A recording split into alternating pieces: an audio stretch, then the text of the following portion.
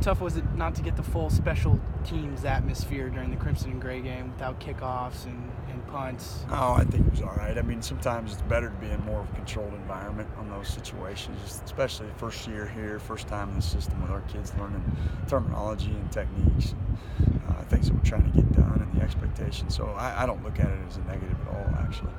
How do you think special teams has gone for you guys? It seems like over the last 2-3 weeks you've been spending a little bit more time with it in practice. Well, I think Coach Leach does a great job of giving us time that we need and access to players we need, access to coaches we need to put ourselves in a position to be successful.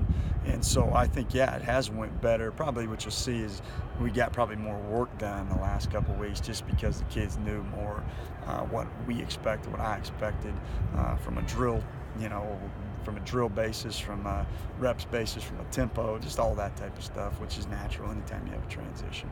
What have you done to maybe put your own fingerprint on what you guys are doing special teams wise? Any kind of changes that you've I think just kind of the overall buy-in that I'm trying to make sure we get from our entire roster, and everybody says that, but it's something that we're truly pushing for every single day to make sure that whether you're a starter or whether you're a guy that's lower on the depth chart on the offensive or defensive side of the ball, that you can make an impact. You need to make an impact for us to be as successful as we need to be on this phase.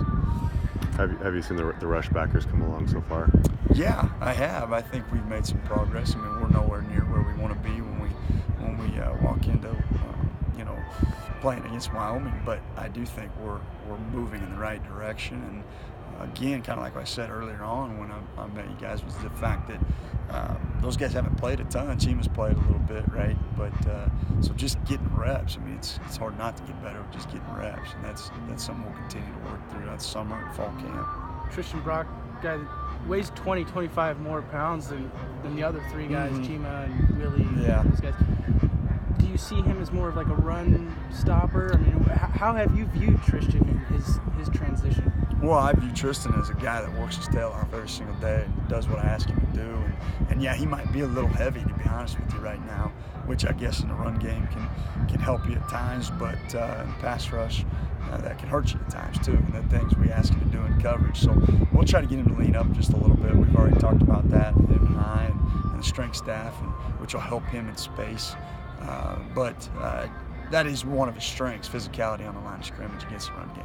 Do you have a clear-cut couple guys that are leading the pack at that position? I think there's some guys that are leading the pack coming out of spring, but I mean the competition's going to be just as open as we go into fall camp because, like I said a second ago, nobody is a clear-cut starter until we walk off the bus.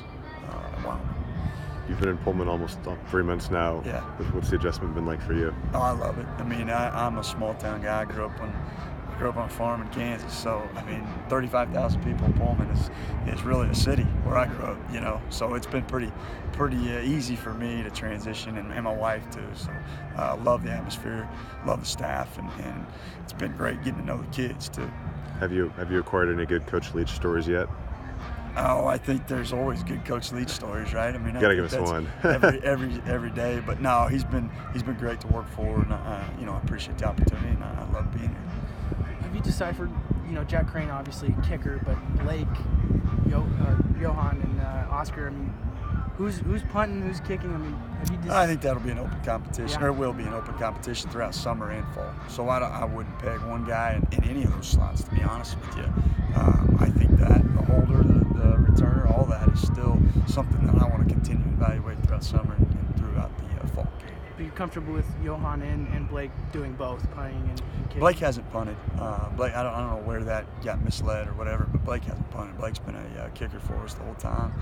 Johan has done both a little bit, but like I said, it'll be a continued competition.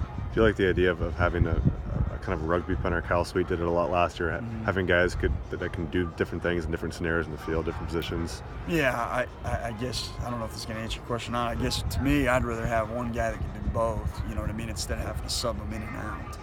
I would rather have a punter that when we shoot him out there and the opponent sees our personnel, they don't know exactly what's coming. So that's kind of my philosophy on that. Has Jack shown you pretty good consistency as far as the place kicking? I think he hadn't missed one up until the spring game, and then he made a few more on Saturday. Yeah, well, for what everybody, the public sees, yeah, I'd agree with that.